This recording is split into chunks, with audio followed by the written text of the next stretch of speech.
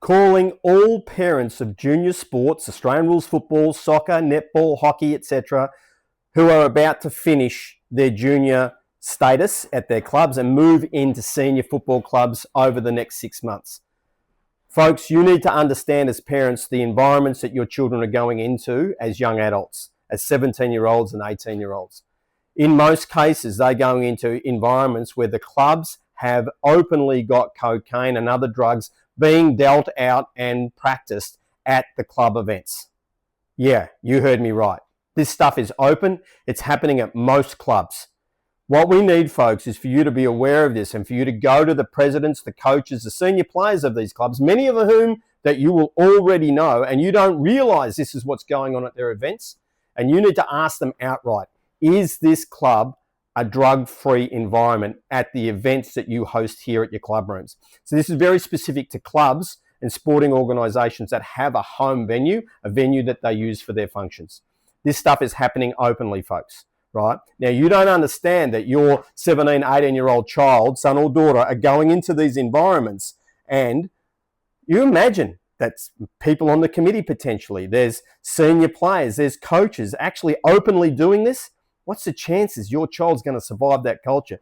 You thought you were sending your child into a healthy community environment of sport to stay healthy, and now they're getting turned into using cocaine and popping pills, and you had no clue that that was going to happen. Folks, I'm raising your awareness. The AFL has turned a blind eye. The senior sporting organisations of other sports have turned a blind eye. Our local sporting organisations have turned a blind eye, and the clubs themselves largely have turned a blind eye. Now, I know of one club that this time last year stood up to this particular issue and said, that's not happening on our watch. As a result of standing up, they lost at least half a dozen senior players who went to other clubs. And they were, in inverted commas, good clubs. So it's hurt them to stand up and say, hey, not happening here, folks. Now, you don't have to be a rocket science to work out what's going on at the clubs that those people went to, right?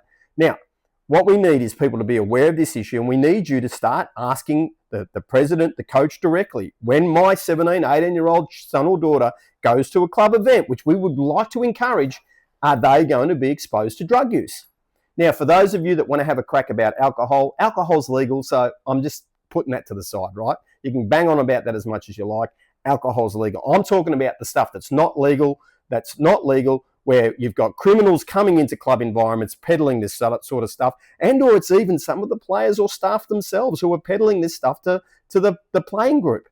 They are targeting community sporting environments for young, healthy people to